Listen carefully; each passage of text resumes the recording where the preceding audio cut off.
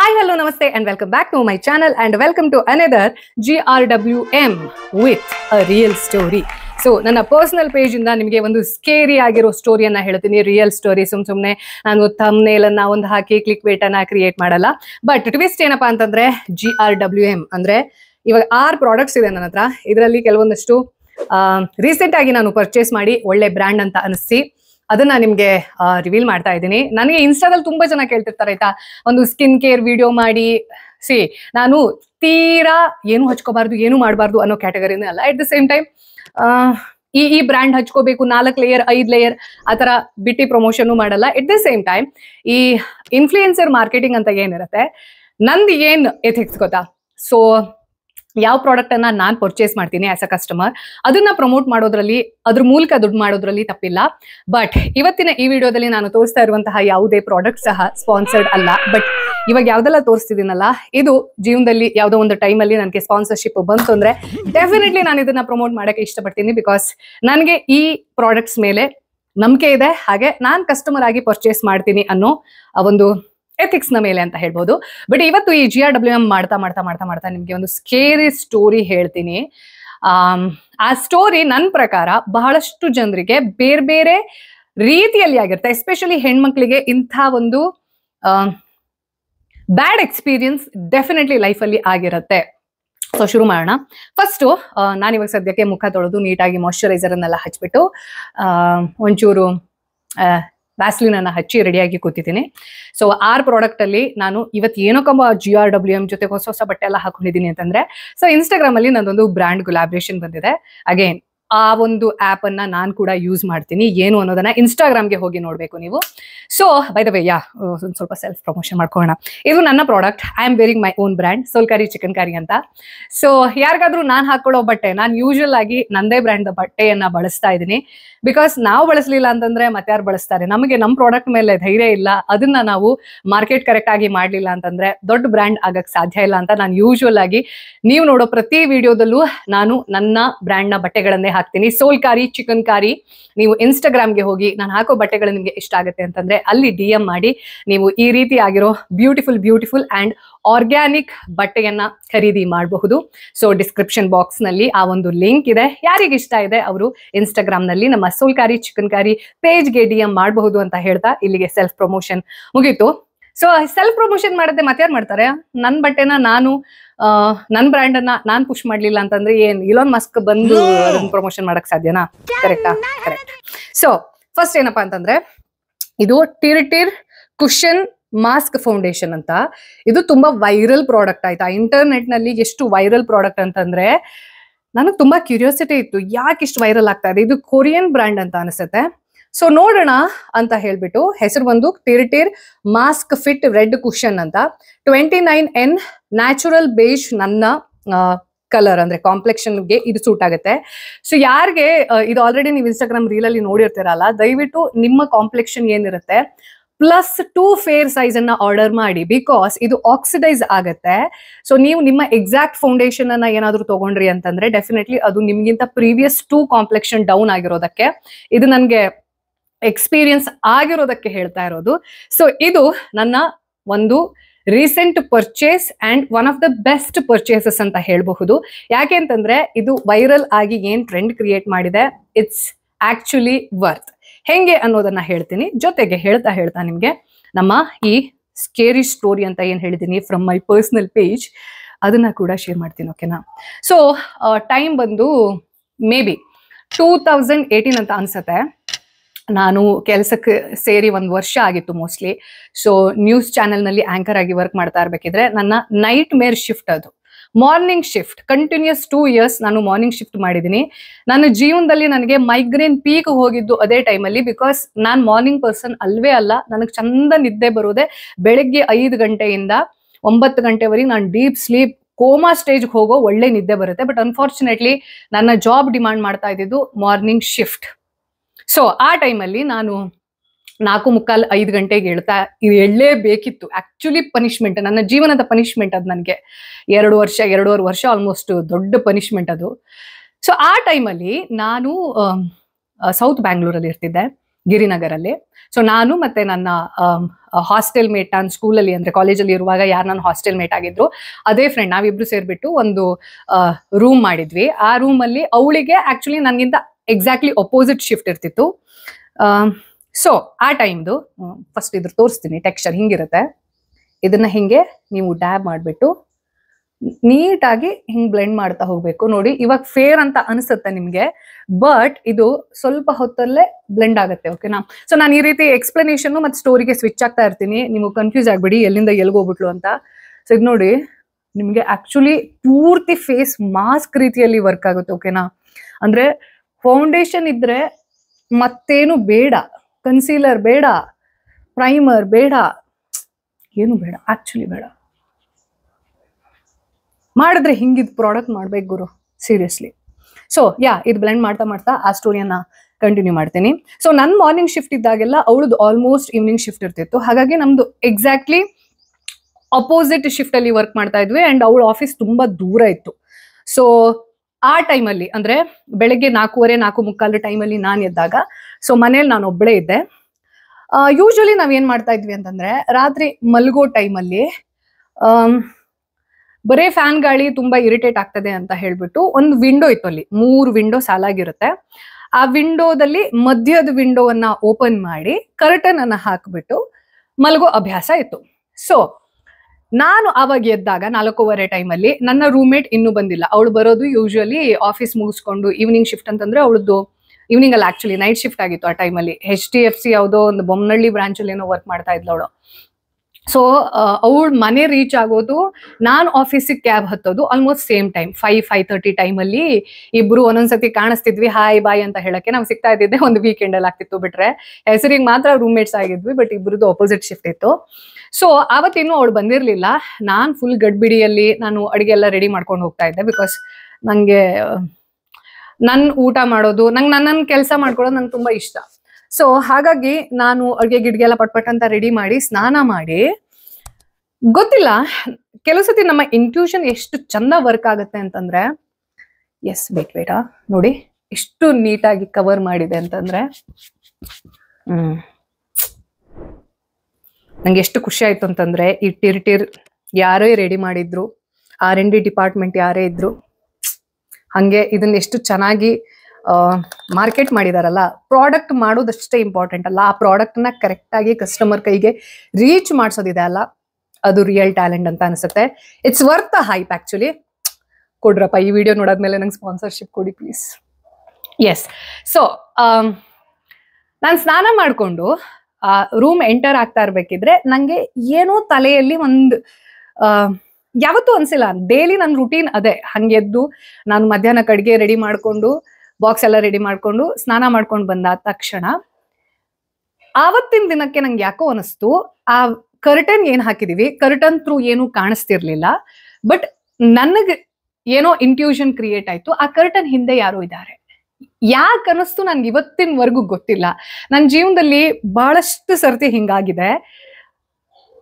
ಏನ್ ಇಂಟ್ಯೂಷನ್ ಇರುತ್ತೆ ಅದು ನನ್ನ ಇಂಟ್ಯೂಷನ್ಗಿಂತ ಇವನ್ ವರ್ಸರ್ ಸಿಚುವೇಶನ್ಗೆ ಅದು ರಿಯಾಲಿಟಿ ಇರುತ್ತೆ. ಬಟ್ ನಂಗೆ ಆ ಇಂಟ್ಯೂಷನ್ ಆ ಇಂಟ್ಯೂಷನ್ ಸರಿ ಸಮಯಕ್ಕೆ ಬರೋದಿರುತ್ತಲ್ವಾ, ಅದು ಆಕ್ಚುಲಿ ನನ್ನ ಫೇವರ್ ಅಲ್ಲಿ ವರ್ಕ್ ಮಾಡುತ್ತೆ. ಅಂದ್ರೆ ನನ್ನನ್ನು ಸೇಫ್ ಗಾರ್ಡ್ ಮಾಡುತ್ತೆ. ಅಂಡ್ ಇದನ್ನ ನೀವು ಹೆಂಗ್ ಬೇಕಾದ್ರೂ ಅನ್ಕೊಳ್ಳಿ, ನಿಮ್ಮ ಸ್ಟ್ರೆಂಗ್ತಾ ಅಥವಾ ನಿಮ್ಮನ್ನ ಯಾರೋ ಕಾಪಾಡ್ತಾ ಇದ್ದಾರಾ. ಬಟ್ ನಾನು ಇದನ್ನ ಅನಲೈಸ್ ಮಾಡೋದು ಒಂದೇ ರೀತಿಯಲ್ಲಿ, ನಿಮ್ಮ ಇಂಟ್ಯೂಷನ್ ಯಾವಾಗ ವರ್ಕ್ ಆಗುತ್ತೆ ಅಥವಾ ನಿಮ್ಮ ಫೇವರ್ ಅಲ್ಲಿ ಕೆಲಸ ಮಾಡುತ್ತೆ ಅಂತಂದ್ರೆ, ನಿಮ್ಮ ಇಂಟೆನ್ಷನ್ಸ್ ಕ್ಲಿಯರ್ ಆಗಿತ್ತು, ಒಳ್ಳೇದಾಗಿತ್ತು ಅಂತಂದ್ರೆ ನಿಮ್ಮ ಇಂಟ್ಯೂಷನ್ ಡೆಫಿನೆಟ್ಲಿ ನಿಮ್ಮ ಫೇವರ್ ಅಲ್ಲಿ ವರ್ಕ್ ಆಗುತ್ತೆ, ಅದನ್ನ ನೀವು ಕೇಳಿಸ್ಕೊಳ್ತಾ ಇದ್ರೆ. ಸೊ ಆವತ್ತು ಏನ್ ಅನ್ಸ್ತಪ್ಪ ಅಂತಂದ್ರೆ, ಇನ್ನ ನೆನಪಿದೆ ನಂಗೆ ಕರೆಕ್ಟ್ ಆಗಿ, ಆಯ್ತಾ.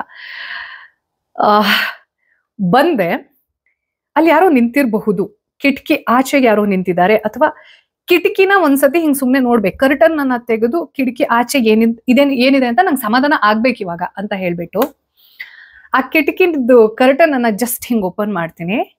ಆಲ್ಮೋಸ್ಟ್ ಒಂದು 5 ಅಂತ ಅನ್ಕೊಳ್ಳಿ.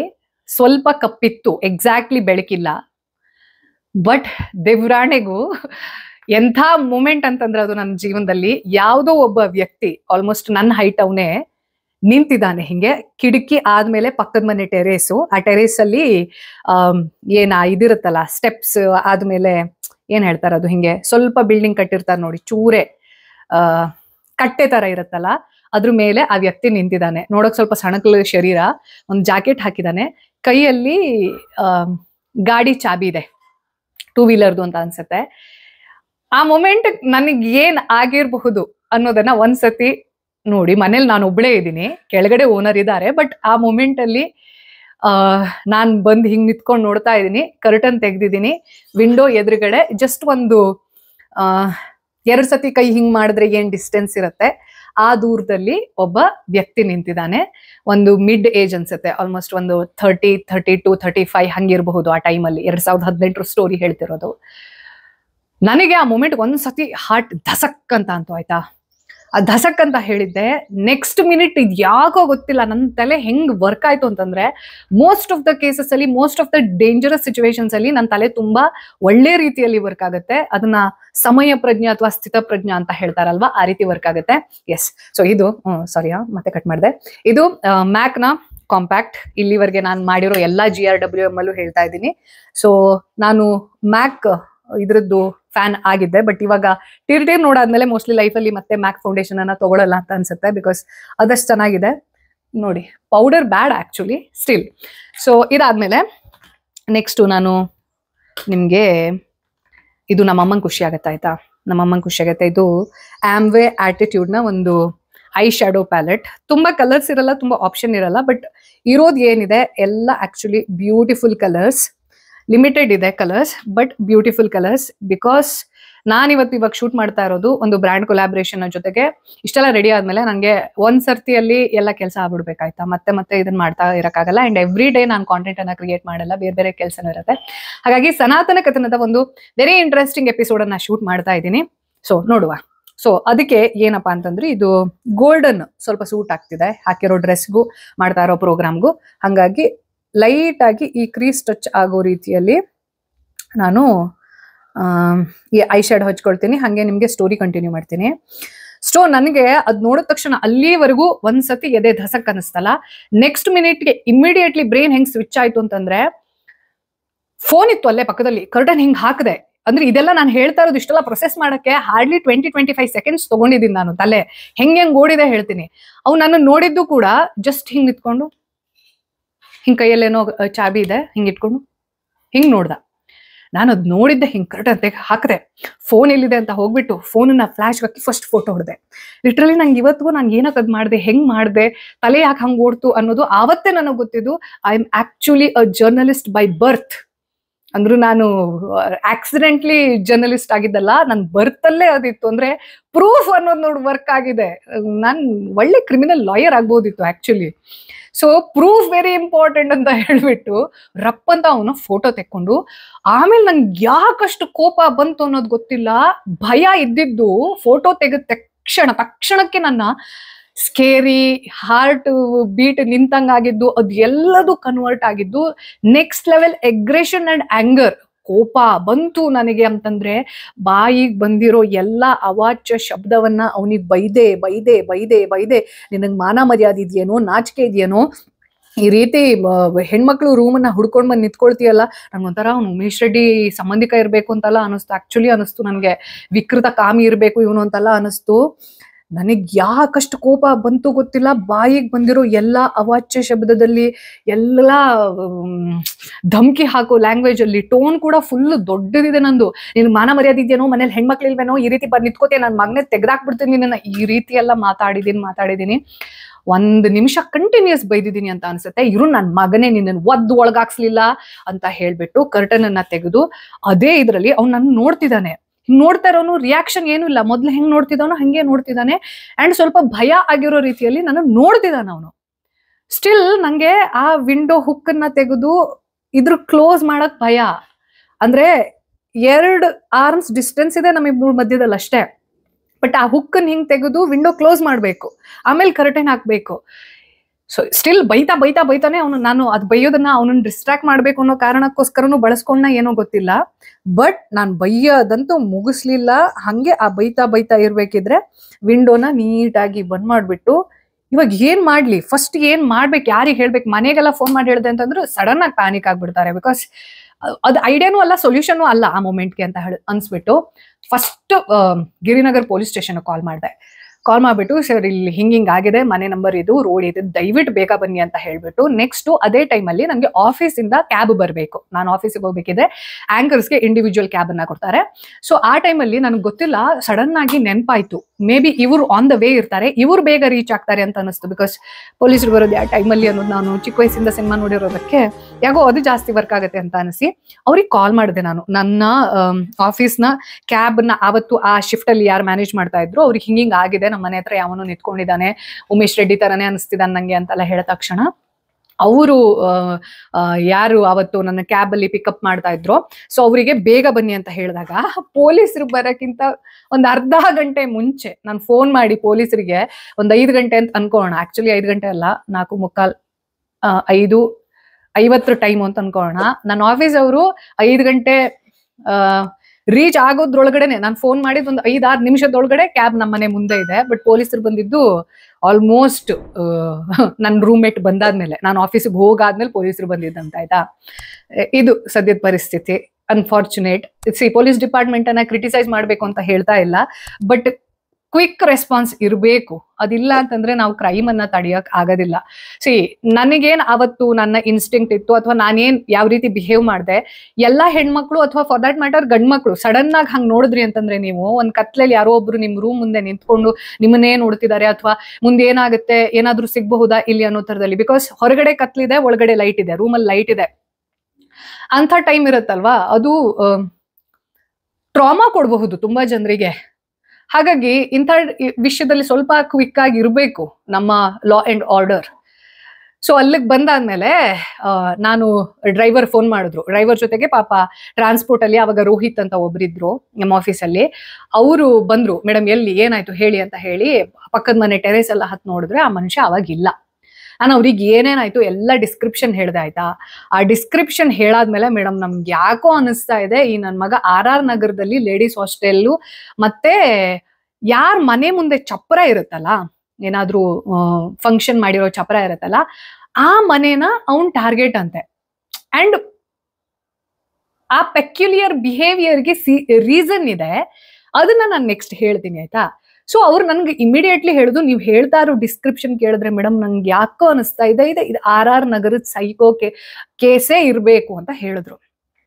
ಸೊ ನನಗೆ ಇವಾಗ ಪೊಲೀಸರು ಬರೋವರೆಗೂ ಟೈಮ್ ಇಲ್ಲ, ಬಿಕಾಸ್ ಅಲ್ಲಿ 6 ಗಂಟೆ ಬುಲೆಟಿನ್ ನಂದು ಮತ್ತೆ ಬೌಂಡ್ರಿ ಲೈನ್ ನಂದು, ನಾನು ಅಲ್ಲಿ ಇರಬೇಕು. ಅಂಡ್ ಮಾರ್ನಿಂಗ್ ಟೈಮ್ ಅಲ್ಲಿ ನೀವು ಶಿಫ್ಟ್ ಗಿಫ್ಟ್ ಎಲ್ಲ ಬೇರೆ ಆಂಕರ್ಗೆ ಸೆಟ್ ಮಾಡೋಕ್ಕೂ ಆಗಲ್ಲ, ಹಾಗಾಗಿ ನಂಗೆ ಹೋಗ್ಲೇಬೇಕು.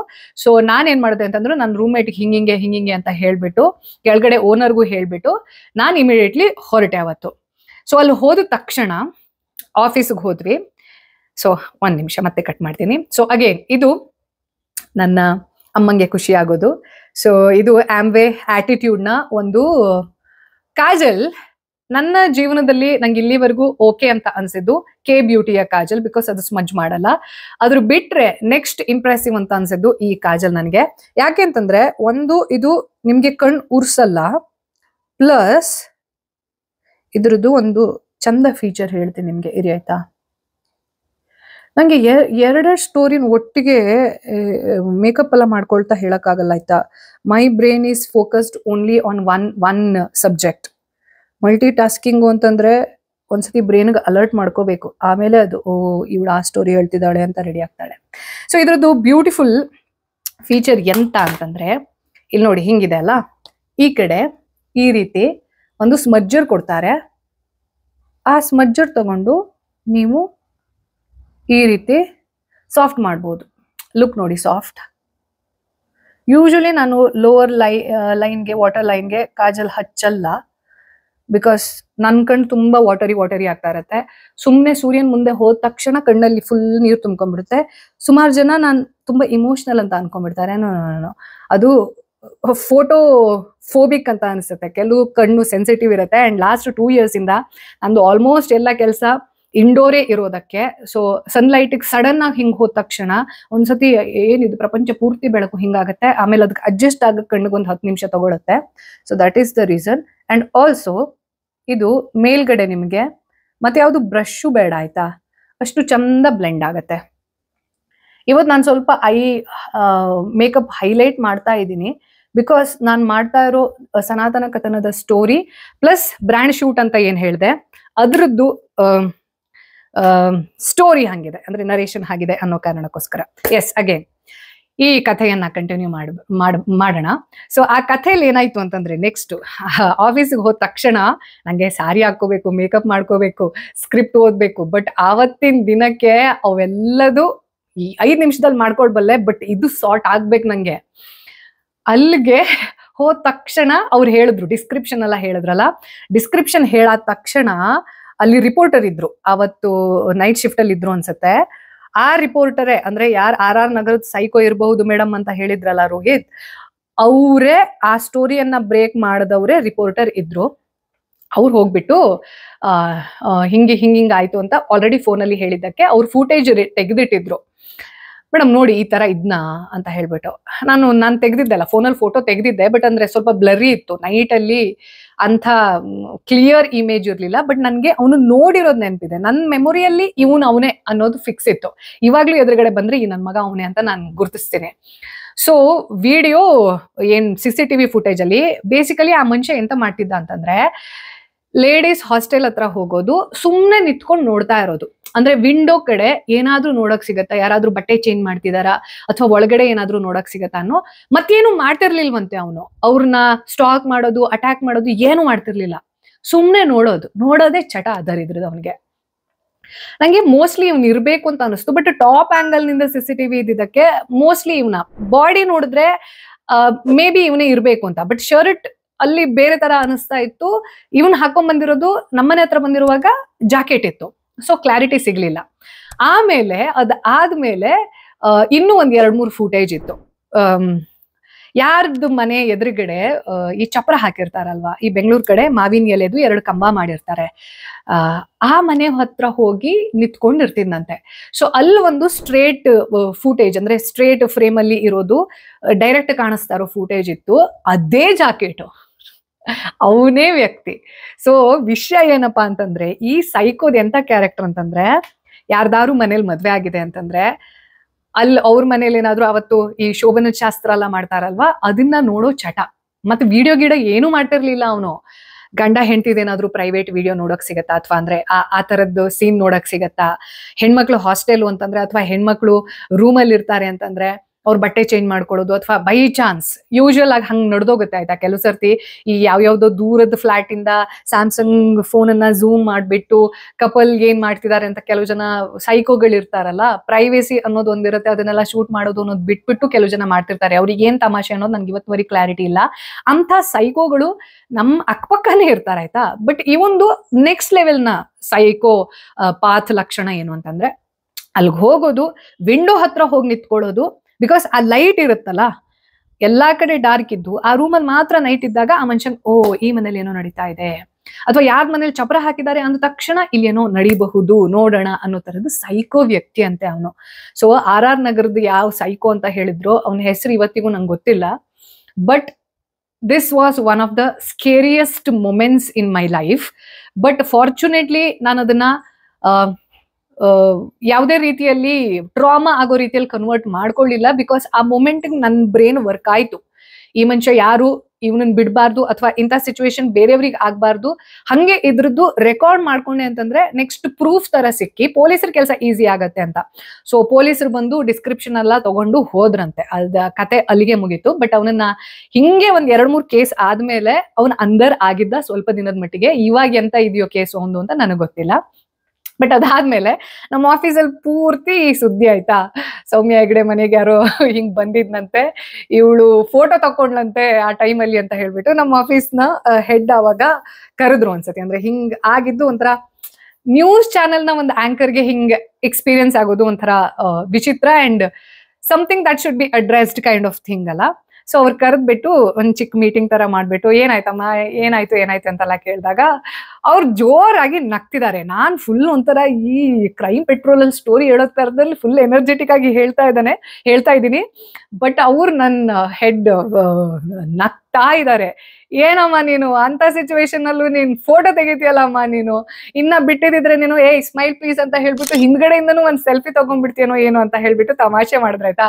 ಅಲ್ಲಿವರೆಗೂ ನಾನು ಅದನ್ನ ಅಂದ್ರೆ ನಾನು ಅದು ಫೋಟೋ ತೆಗೆದಿದ್ದ ಬಿಹೇವಿಯರು ಸ್ಟ್ರಾಂಗ್ ಬಿಹೇವಿಯರ್ ಅಂತ ನಂಗೆ ಅಲ್ಲಿವರೆಗೂ ರಿಜಿಸ್ಟರ್ ಆಗಿರ್ಲಿಲ್ಲ. ಬಟ್ ಆಮೇಲೆ ಅವ್ರು ಹೇಳಿದ್ರು, ಸೀರಿಯಸ್ಲಿ ಆ ಟೈಮಲ್ಲಿ ಎಲ್ರಿಗೂ ತಲೆ ವರ್ಕ್ ಆಗಲ್ಲಮ್ಮ, ನೀನು ಜರ್ನಲಿಸಮ್ ಫಿಟ್ ನೀನು ಅಂತ ಹೇಳ್ಬಿಟ್ಟು ಒಂದು ಒಳ್ಳೆ ಅಡ್ವೈಸು ಕೊಟ್ರು. ಬಿಕಾಸ್ ಯಾಕೆ ಸುಮ್ಮನೆ ನೀವಿಬ್ರು ಹೆಣ್ಮಕ್ಳೇ ಇರ್ತೀರಾ, ಬಟ್ ನಂಗೆ ಕರಾಟೆ ಜೂಡೋ ಗಿಡೋ ಎಲ್ಲ ಬರುತ್ತೆ. ಸೊ ಸುಮ್ಮನೆ ಆ ಮನೆಯಲ್ಲಿ ಇರಬೇಡಿ, ಬೇಡ, ಒಳ್ಳೇದಲ್ಲ ಅದು. ಇಮಿಡಿಯೇಟ್ಲಿ ಚೇಂಜ್ ಮಾಡಿಬಿಡಿ ಮನೇನ, ಅದೇ ಏರಿಯಾದಲ್ಲಿ ಎಲ್ಲಾದ್ರೂ ಮಾಡಿ. ಬೇಕಾದ್ರೆ ನಾನು ನನ್ನ ಸಂಬಂಧಿಕರು ಯಾರು ಇದ್ರೆ ಅವ್ರಿಗೆ ಹೇಳ್ತೀನಿ, ಇಮಿಡಿಯೇಟ್ 1 ಮಂತ್ ಒಳಗಡೆ ಶಿಫ್ಟ್ ಮಾಡಿಬಿಡಿ. ಬಿಕಾಸ್ ನಿನಗೂ ನೆಕ್ಸ್ಟ್ ಎವ್ರಿ ಸಿಂಗಲ್ ಡೇ ನಿಂಗೊಂದು ತಲೆಯಲ್ಲಿ ಇರುತ್ತೆ, ಇಲ್ಲಿ ಯಾರೋ ನಿಂತಿದ್ದಾರೆ ಅಂತ ಹೇಳ್ಬಿಟ್ಟು ನಿನಗೂ ಟ್ರಾಮಾ ಆಗಬಹುದು. ಸೊ ಬೆಟರ್ ನೀನು ಆ ಮನೇನ ಚೇಂಜ್ ಮಾಡ್ಬಿಡು ಅಂತ ಹೇಳಿದ್ರು. ಫಾರ್ಚುನೇಟ್ಲಿ ನಮಗೂ 1 ವೀಕ್ ಒಳಗಡೆ ನನ್ನ ಕಸಿನ್ ಒಬ್ಬ ಇದ್ದ ಅಲ್ಲೇ, ಅವನ ಮೂಲಕ ಒಂದು ವೆರಿ ಸೇಫ್ ಪ್ಲೇಸ್ ಅನ್ನೋದು ಗಿರಿನಗರಲ್ಲೇ ಸಿಕ್ತು. And yeah, this is one of the scariest moments. But ನನ್ನ ಜೀವನದಲ್ಲಿ ಅದು ಇವಾಗ ಸ್ಕೇರಿ ಅಂತ ಅನಿಸಲ್ಲ, ಅಂಡ್ ಫನಿ ಅಂತ ಅನ್ಸುತ್ತೆ. ಅಂದ್ರೆ ಆವಾಗ ನನ್ನ ಹೆಡ್ ಅದನ್ನ ಫನಿ ರೀತಿಯಲ್ಲಿ ಎಕ್ಸ್ಪ್ಲೇನ್ ಮಾಡಿದಕ್ಕೆ ಆಕ್ಚುಲಿ ಫನಿ ಮೂಮೆಂಟ್ ನನ್ಗೆ ಇವಾಗ. ಬಟ್ ಆ ಒಂದು 10 ಸೆಕೆಂಡ್ಸ್ ನಾನು ಫೇಸ್ ಆಫ್ ಮಾಡಿರೋದಿದೆ ಅಲ್ವಾ, ಹಿಂಗೆ ಕರ್ಟನ್ ತೆಗೆದೆ, ಹಿಂಗಾಯ್ತು, ದಸಕ್ ಹಾರ್ಟ್ ಡಗ್ ಅಂತೂ ಒಂದ್ಸತಿ. ಬಟ್ ಆ ನಂತರದಲ್ಲಿ ಬ್ರೈನ್ ಹೆಂಗ್ ಓಡ್ತು ಅಂತಂದ್ರೆ, ಹಾರ್ಟ್ ವರ್ಕ್ ಮಾಡೋದನ್ನ ಇಗ್ನೋರ್ ಮಾಡಿ ಬ್ರೈನ್ ವರ್ಕ್ ಆಗಿದೆ. ಅಂಡ್ ಯಾ, ನಾನು ಹೇಳ್ತೀನಲ್ಲ, sometimes we are protected by somebody. ನಾನ್ ಶಿವ ಅಂತ ಕರಿತೀನಿ, ಕಾಲಭೈರವ ಅಂತ ಕರಿತೀನಿ. ಅಂಡ್ ನನ್ನ ಲೈಫಲ್ಲಿ ತುಂಬಾ ಸರ್ತಿ ನನ್ಗೆ ಆ ಇಂಟ್ಯೂಷನ್ ಅಂತ ಏನಿದೆ ಅಲ್ವಾ, ಯಾವ ಲೆವೆಲ್ಗೆ ಪ್ರೊಟೆಕ್ಟ್ ಮಾಡಿದೆ ಅಂತಂದ್ರೆ, ವೆನ್ ಐ ರೀಟ್ರೇಸ್, ನಾನು ಎಷ್ಟು ಲಕ್ಕಿ ಗುರು ಈ ವಿಷಯದಲ್ಲಿ. ನನ್ನನ್ನು ಎಷ್ಟು ಸೇಫ್ ಆಗಿ ಇಟ್ಟಿದ್ದಾನೆ ದೇವ್ರು ಅನ್ನೋದಕ್ಕೊಂಥರ ಗ್ರಾಟಿಟ್ಯೂಡ್ ಫೀಲ್ ಆಗುತ್ತೆ, ನಿಜ ಗ್ರಾಟಿಟ್ಯೂಡ್ ಫೀಲ್ ಆಗುತ್ತೆ. And yeah, and every time ನಾನು ಆಗ್ಲೇ ಹೇಳ್ದಂಗೆ ಪ್ರತಿಯೊಬ್ಬರಿಗೂ ಹಿಂಗಿದ್ ಎಕ್ಸ್ಪೀರಿಯನ್ಸ್ ಆಗಿರುತ್ತೆ. ಬರೀ ಹೆಣ್ಮಕ್ಳಿಗೆ ಅಂತಾನೆ ಅಲ್ಲ, ಗಂಡ್ಮಕ್ಳಿಗೂ ಇಂಥ ವೆರೈಟಿ ಎಕ್ಸ್ಪೀರಿಯನ್ಸ್ ಆಗುತ್ತೆ. ಎಕ್ಸ್ಪೀರಿಯನ್ಸ್ ಆದ್ಮೇಲೆ ನಮಗ್ ಗೊತ್ತಾಗುತ್ತೆ ಇದು ಏನನ್ನ ಹೇಳ್ಕೊಡಕ್ ಬಂದಿತ್ತು ಅಂತ. So yeah, this is one of such stories from my personal page. Yeah, but ಇವಾಗ ಕುತ್ಕೊಂಡು ಆಲೋಚನೆ ಮಾಡಿದಾಗ ಆ 10 ಸೆಕೆಂಡ್ಸ್ ಅಲ್ಲಿ ನನ್ನ ಬ್ರೈನ್ ವರ್ಕ್ ಆಗಿರ್ಲಿಲ್ಲ, ನಾನ್ ಪ್ಯಾನಿಕ್ ಆಗಿದ್ದಿದೆ, ಅಥವಾ ನಾನು ಕುತ್ಕೊಂಡು ಮನೆಗೆ ಫೋನ್ ಮಾಡಿ ಹಿಂಗಾಗೋಯ್ತು ಅಂತ ಹೇಳಿದಿದ್ರೆ ಮೇ ಬಿ ಕಾನ್ಸಿಕ್ವೆನ್ಸಸ್ ಅನ್ನೋದು ಬೇರೆ ಇರ್ತಿತ್ತೇನೋ. So I always believe experience ಅನ್ನೋದು ನಮ್ಮನ್ನ ತುಂಬಾ ಸ್ಟ್ರಾಂಗ್ ಪರ್ಸನ್ ಮಾಡುತ್ತೆ. ಹಂಗೆ ಆ ಥರದ ಎಕ್ಸ್ಪೀರಿಯನ್ಸ್ ಅನ್ನ ಶೇರ್ ಮಾಡ್ಕೊಳ್ಳೋದ್ರಿಂದ ಮೇ ಬಿ ಈ ವಿಡಿಯೋ ನೋಡ್ತಾ ಇರೋ ಯಾರೋ ಒಬ್ಬರಿಗೆ ನೆಕ್ಸ್ಟ್ ಹಂಗಿದ್ ಯಾವುದೋ ಬ್ಯಾಡ್ ಎಕ್ಸ್ಪೀರಿಯನ್ಸ್ ಆದಾಗ ಅದನ್ನ ಹೆಂಗ್ ಫೇಸ್ ಮಾಡಬಹುದು ಅಂತ ನಿಮ್ಮ ಮೆಮೊರಿ ಇರುತ್ತಲ್ವಾ, ಅದು ಕೆಲವು ಸರ್ತಿ ನಿಮ್ಮನ್ನ ಸೇಫ್ ಗಾರ್ಡ್ ಮಾಡುತ್ತೆ. ಯಾ, ದಟ್ಸ್ ದ ಇಂಟೆನ್ಷನ್. ಎಸ್, ಇವಾಗ ಉಳಿದಿರೋ 2 ಕೆಲಸ ಮಾಡ್ಬಿಡೋಣ. ನಾನು ಇದನ್ನ ಆಕ್ಚುಲಿ ಈ ಬ್ರ್ಯಾಂಡ್ಗೆ ಶೌಟ್ ಔಟ್ ಕೊಡಕ್ ಇಷ್ಟಪಡ್ತೀನಿ. ಅರ್ತ್ ರಿದಮ್ ಅಂತ ಇವ್ರದ್ದು ಬಹಳ ಪ್ರಾಡಕ್ಟ್ ಅನ್ನ ನಾನು ರೀಸೆಂಟ್ ಆಗಿ ಟ್ರೈ ಮಾಡಿದ್ದೀನಿ. ಒಂದು ಶಾಂಪೂ ಬಾರ್ ಅಂತ ಇತ್ತು, ಅದು ಚೆನ್ನಾಗಿದೆ. ಅಂಡ್ ಇದೇನಪ್ಪಾ ಅಂತಂದ್ರೆ lip and cheek tint. And ಇದರ ಬ್ಯೂಟಿ ಏನಪ್ಪಾ ಅಂತಂದ್ರೆ ಇದು ಲಾಂಗ್ ಲಾಸ್ಟಿಂಗ್ ಅಲ್ಲ, ಅದಕ್ಕೆ ನನಗೆ ಇದ್ರ ಮೇಲೆ ತುಂಬಾ ಗೌರವ ಇದೆ. ಅಂಡ್ ಇದನ್ನ ಮತ್ತೆ ಪರ್ಚೇಸ್ ಮಾಡ್ಬೇಕಂತ ಇದೆ. ಬಿಕಾಸ್ ಲಾಂಗ್ ಲಾಸ್ಟಿಂಗ್ ಇಲ್ಲ ಅಂತಂದ್ರೆ ಅದರಲ್ಲಿ ಲೆಸ್ ಕೆಮಿಕಲ್ಸ್ ಹಾಕಿರ್ತಾರೆ. Less chemicals, 0 chemicals I don't believe, but ಇದ್ರಲ್ಲಿ ಲೆಸ್ ಕೆಮಿಕಲ್ಸ್ ಇರುತ್ತೆ. ಹಾಗಾಗಿ ಇದು ಗುಡ್ ಅಂತ ನನ್ಗನಿಸ್ತು. ಹಂಗೆ ಈ ಪ್ರಾಡಕ್ಟ್ ಬ್ಯೂಟಿ ಏನು ಅಂತಂದ್ರೆ, ನಾನು ಹೇಳಲ್ಲ, ನೀವೇ ನೋಡಿ. ಈ ರೀತಿ ನೀವು ನಿಮ್ಮ ಚೀಕ್ಗೂ ಯೂಸ್ ಮಾಡ್ಬೋದು, ಹಂಗೆ ಐಲೈನರ್ ತರ ಯೂಸ್ ಮಾಡ್ಬೋದು. ಇದು ನೋಡಿ, ನಿಮ್ ಸ್ಕಿನ್ಗೆ ಎಷ್ಟು ಚಂದ ಬ್ಲೆಂಡ್ ಆಗುತ್ತೆ ಅಂತಂದ್ರೆ. ಅಂಡ್ ನ್ಯಾಚುರಲ್ ಗ್ಲೋ ಅಂತಂದ್ರೆ ಸಪರೇಟ್ ಏನು ಆರ್ಟಿಫಿಷಿಯಲ್ ಅಂತ ಅನಿಸಲ್ಲ. ಆಕ್ಚುಲಿ ಬೀಟ್ರೂಟ್ ರಸನ ಸ್ವಲ್ಪ ತುಪ್ಪದಲ್ಲಿ ಬೆರೆಸ್ಬಿಟ್ಟು ಅದನ್ನ ಗಟ್ಟಿ ಮಾಡಿ ಅದು ಪ್ರಿಸರ್ವೇಟಿವ್ ಯಾವುದೋ ಒಂದು ಯೂಸ್ ಮಾಡಿರ್ತಾರೆ ಡೆಫಿನೆಟ್ಲಿ, ಇಲ್ಲ ಅಂತಂದ್ರೆ ಪ್ರಾಡಕ್ಟ್ ವಾಸನೆ ಗೀಸನೆ ಎಲ್ಲ ಬರುತ್ತೆ ಆಮೇಲೆ. ಬಟ್ ಇದ್ರದ್ದು ನೋಡಿದಾಗೆಲ್ಲ ಆಕ್ಚುಲಿ ಆರ್ಗ್ಯಾನಿಕ್ ಅಂತ ಫೀಲ್ ಆಗುತ್ತೆ, ಆರ್ಗ್ಯಾನಿಕ್ ಅಂತಾನೆ ಫೀಲ್ ಆಗುತ್ತೆ. ಅಂಡ್ ನೀವು ವಾಶ್ ಮಾಡಿದ ತಕ್ಷಣ ಇದು ನೀಟಾಗಿ ಹೋಗುತ್ತೆ. ನಂಗೆ ಈ ವಾಟರ್ ರೆಸಿಸ್ಟೆಂಟ್, ವಾಟರ್ ಪ್ರೂಫ್ ಅಂತ ಮೇಕಪ್ ಪ್ರಾಡಕ್ಟ್ಸ್ ಅಥವಾ ಸ್ಕಿನ್ ಕೇರ್ ಬ್ರ್ಯಾಂಡ್ ಅಂತ ಏನಿರುತ್ತೆ, I am not a fan. ನಿಮ್ಗೆ ಮುಖ ತೊಳೆಯೋದೇ ಮುಖ ನ್ಯಾಚುರಲ್ ಟೆಂಡೆನ್ಸಿಗೆ ಹೋಗ್ಬೇಕು ಅಂತ, ಅಂತದ್ರಲ್ಲಿ ನೀವು ಮಸ್ಕರ 12 ಅವರ್ ಇರುತ್ತಂತೆ, ಇದು 72 ಗಂಟೆ ಇರುತ್ತಂತೆ.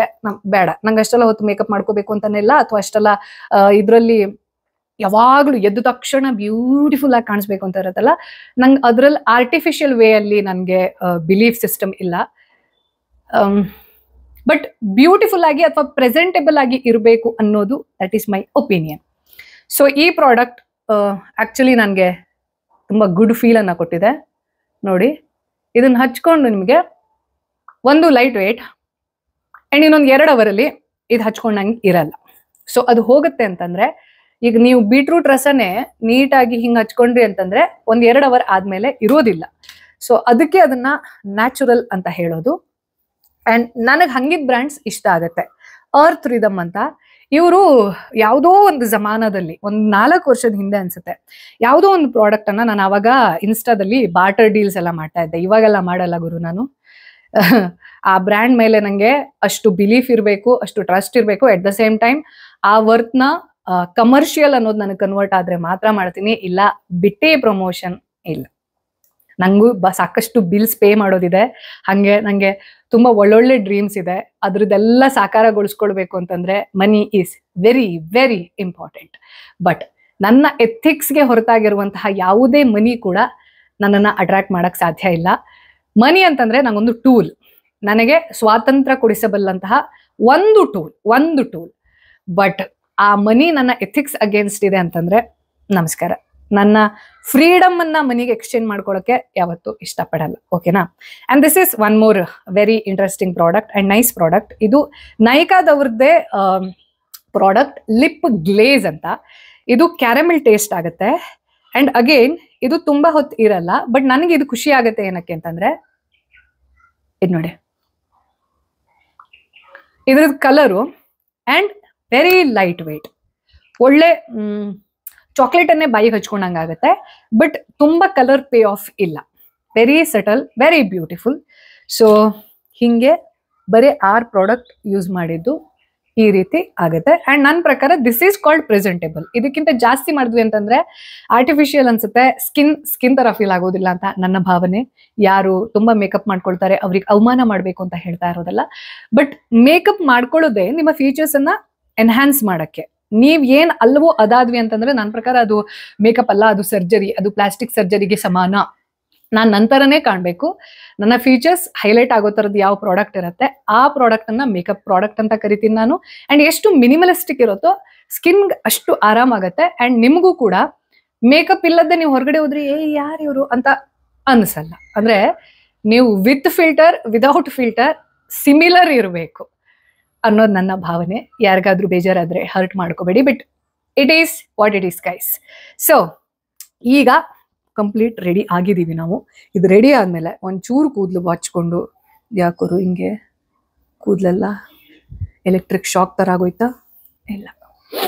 ಎಸ್, ಇದಾದ್ಮೇಲೆ ಒಂದು ಚಂದ ಬ್ರ್ಯಾಂಡ್ ಶೂಟ್ ಅನ್ನ ಮಾಡಿ, ಆಮೇಲೆ ಸನಾತನ ಕಥನದ ಒಂದು ವೆರಿ ನನಗೆ ಆ ಕ್ಯಾರೆಕ್ಟರ್ ಆಯ್ತಾ, ಒಂದು ಕ್ಯಾರೆಕ್ಟರ್ ಅನ್ನ ಎಕ್ಸ್ಪ್ಲೇನ್ ಮಾಡ್ತೀನಿ ಸನಾತನ ಕಥನದಲ್ಲಿ ಇವತ್ತು. ಆ ಕ್ಯಾರೆಕ್ಟರ್ ನನಗೆ ತುಂಬಾ ಪವರ್ಫುಲ್ ಕ್ಯಾರೆಕ್ಟರ್ ಅಂತ ಅನಿಸುತ್ತೆ. ಬಹಳಷ್ಟು ಜನರಿಗೆ ಬೇರೆ ಬೇರೆ ನರೇಷನ್ ಇರಬಹುದು. ಬಟ್ ನಾನು ಆ ಕ್ಯಾರೆಕ್ಟರ್ ಅನ್ನ ನೋಡೋದು ಹೆಂಗೆ ಅನ್ನೋದನ್ನ ಸನಾತನ ಕಥನದ ಎಪಿಸೋಡ್ ಅಲ್ಲಿ ನೀವು ಅಪ್ಕಮಿಂಗ್ ವೀಕ್ಸ್ ಅಲ್ಲಿ ನೋಡ್ತೀರಾ. ಸೊ ಈ ಒಂದು ವಿಡಿಯೋ ನಿಮ್ಗೆ ಇಷ್ಟ ಆಗಿದೆ ಅಂತ ಭಾವಿಸ್ತಾ, ಈ ಚಾನೆಲ್ ನಲ್ಲಿ ಆಕ್ಚುಲಿ ನನಗೆ ಒಂದು ಹೊಸ ಕಾಂಟೆಂಟ್ ನ ಐಡಿಯಾ ಬರ್ತಾ ಇದೆ. ನೋಡೋಣ, ಅದು ತುಂಬಾ ಟೈಮ್ ತಗೊಳುತ್ತೆ ಕ್ರಿಯೇಟ್ ಮಾಡಕ್ಕೆ ಅಂತ ಇದೆ. ಬಟ್ ಒಂದು ಪೈಲಟ್ ವಿಡಿಯೋ ಶೂಟ್ ಮಾಡ್ಬಿಟ್ಟು ಏನಾಗುತ್ತೆ ಏನಾಗಲ್ಲ ಅನ್ನೋದನ್ನ ನೋಡ್ಬಿಟ್ಟು, ಸೊ ಅಪ್ಕಮಿಂಗ್ ಡೇಸ್ ಅಲ್ಲಿ ಈ ಒಂದು ಚಾನೆಲ್ ನಲ್ಲಿ ಒಂದಷ್ಟು ಇಂಟ್ರೆಸ್ಟಿಂಗ್ ಕಾಂಟೆಂಟ್ ಅನ್ನ ರೆಡಿ ಮಾಡಬೇಕು ಅಂತ ನಾನು ತಲೆಯಲ್ಲಿ ಪ್ರಿಪೇರ್ ಮಾಡ್ಕೊಳ್ತಾ ಇದ್ದೀನಿ. ವ್ಲಾಗಿಂಗ್ ಅನ್ನ ಹೊರತುಪಡಿಸಿ, ವ್ಲಾಗಿಂಗ್ ಅಂತೂ ಡೆಫಿನೆಟ್ಲಿ ಇದ್ದೇ ಇರುತ್ತೆ. ಅಂಡ್ ಈ ವರ್ಷದಲ್ಲಿ ನನ್ಗೆ ಯಾಕೋ ಗಟ್ ಫೀಲಿಂಗ್ ಭಯಂಕರ ಟ್ರಾವೆಲಿಂಗ್ ನಡೆಯೋದಿದೆ ಗುರು. ಯಾಕೆ ಗಟ್ ಫೀಲಿಂಗ್ ಅಂತ ಗೊತ್ತಿಲ್ಲ, ಬಟ್ ಬ್ಯಾಕ್ ಟು ಬ್ಯಾಕ್ ನನಗೆ ಟ್ರಾವೆಲ್ ಮಾಡಿ ಹೆಕ್ಟಿಕ್ ಆಗಿ ಮನೆಗೆ ಹೋಗಿ ಒಂದು ರುಟೀನ್ ಬೇಕು ಅಂತ ಫೀಲ್ ಆಗೋಷ್ಟರ ಮಟ್ಟಿಗೆ ಟ್ರಾವೆಲಿಂಗ್ ಇರುತ್ತೆ ಅನ್ನೋದು ನನ್ನ ಗಟ್ ಇನ್ಸ್ಟಿಂಕ್ಟ್. ನೋಡುವ ಏನಾಗುತ್ತೆ ಅಂತ. ಸೊ ದಯವಿಟ್ಟು ಈ ಒಂದು ಚಾನೆಲ್ ಅನ್ನ ಬಹಳಷ್ಟು ಜನ ಸಬ್ಸ್ಕ್ರೈಬ್ ಮಾಡದೆ ನೋಡ್ತಾ ಇದ್ದೀರಾ. ದಯವಿಟ್ಟು ಸಬ್ಸ್ಕ್ರೈಬ್ ಮಾಡಿ, ಲೈಕ್ ಮಾಡಿ. ಹಾಗೆ ನಿಮ್ದೇನಾದ್ರೂ ಸ್ಕೇರಿ ಮೊಮೆಂಟ್ಸ್ ಇತ್ತು ಅಥವಾ ಭಯಂಕರ ಕೆಟ್ಟ ಮೆಮೊರಿ ಅಂತ ಹೇಳ್ತಾರಲ್ಲ, ಟ್ರಾಮೆಟಿಕ್ ಅಂತ ಹೇಳ್ತಾರಲ್ವಾ, ಅಂಥದ್ದೇನಾದ್ರೂ ನಾನು ಹೇಳಿರೋ ತರದ ಇನ್ಸಿಡೆಂಟ್ಸ್ ಆಗಿತ್ತು, ಅದರಿಂದ ನೀವು ಹೇಗೆ ಹೊರಗೆ ಬಂದ್ರಿ ಅಂತ ದಯವಿಟ್ಟು ಕಮೆಂಟ್ ಬಾಕ್ಸ್ ನಲ್ಲಿ ನಂಗೆ ತಿಳಿಸಿ. ನಾನು ಫ್ರೀ ಇದ್ದಾಗ ಕಮೆಂಟ್ಸ್ ಅನ್ನ ಓದ್ತೀನಿ. ಹಾಗಾಗಿ ಕಮೆಂಟ್ ಮಾಡಿ. ಈ ಒಂದು ಚಾನೆಲ್ ಅನ್ನ ದಯವಿಟ್ಟು ನಿಮ್ಮ ಫ್ರೆಂಡ್ಸ್ಗೆ, ನಿಮ್ಮ ಏಜ್ ಗ್ರೂಪ್ ಅವ್ರಿಗೆ ಸಜೆಸ್ಟ್ ಮಾಡಿ. ಸೊ ದ್ಯಾಟ್ ನನಗೆ ಬರೇ ಜನ ನನ್ನ ನೋಡ್ಲಿ ಅನ್ನೋದೊಂದೇ, ಡೆಫಿನೆಟ್ಲಿ ಅದು ಇದೆ. ಸಿ ಅಲ್ಟಿಮೇಟ್ಲಿ ಪ್ರತಿಯೊಬ್ಬರ ಮೋಟಿವೇಶನ್, ಪ್ರತಿಯೊಬ್ಬ ಕಾಂಟೆಂಟ್ ಕ್ರಿಯೇಟರ್ನ ಮೋಟಿವೇಶನ್ ಏನಪ್ಪಾ ಅಂತಂದ್ರೆ ವ್ಯೂಸ್. ಅದಿದ್ರೇನೆ ಮೋಟಿವೇಶನ್. ಬಟ್ ಅದಿಲ್ಲ ಅಂದ ತಕ್ಷಣ ನಾನು ನನ್ನ ಕನ್ಸಿಸ್ಟೆನ್ಸಿ ಅಂತೂ ದೇವ್ರಾಣೆ ಬಿಡಲ್ಲ. ಇವತ್ತಲ್ಲ ನಾಳೆ ಆಗುತ್ತೆ, ಆಗೋವರೆಗೂ ಮಾಡೇ ಮಾಡ್ತೀನಿ, ಆದ್ಮೇಲೂ ಮಾಡಬೇಕು. Because that is the real game. Success ಸಿಗೋದು ದೊಡ್ಡ ವಿಷಯ ಅಲ್ಲ, ಸಕ್ಸಸ್ ಅನ್ನ ಹ್ಯಾಂಡಲ್ ಮಾಡೋದಿದೆ ಅಲ್ವಾ, ಅದು ದೊಡ್ಡ ವಿಷಯ. ಹಂಗಾಗಿ ದಯವಿಟ್ಟು ಈ ಚಾನೆಲ್ ಅನ್ನ ಬೇರೆಯವ್ರ ಜೊತೆ ಕೂಡ ಶೇರ್ ಮಾಡ್ಕೊಳ್ಳಿ ಅಂತ ಹೇಳ್ತಾ, so this is it for this week. Upcoming week ಅಲ್ಲಿ ನನ್ನ ವೆರಿ ಇಂಟ್ರೆಸ್ಟಿಂಗ್ ಕಾಂಟೆಂಟ್ ಅನ್ನ ಜೊತೆ ನಾನು ನಿಮ್ಮ ಮುಂದೆ ಹಾಜರಾಗ್ತೀನಿ ಅಂತ ಹೇಳ್ತಾ, ಅಲ್ಲಿವರೆಗೂ ಏನ್ ಮಾಡ್ಬೇಕು ಅನ್ನೋದನ್ನ ಮತ್ತೊಮ್ಮೆ ಹೇಳ್ತೀನಿ. Do subscribe, like, comment, share and do whatever else you want to do, but only good intentions. Take care, bye. ಓಂ ನಮಃ ಶಿವಾಯ. So everybody sing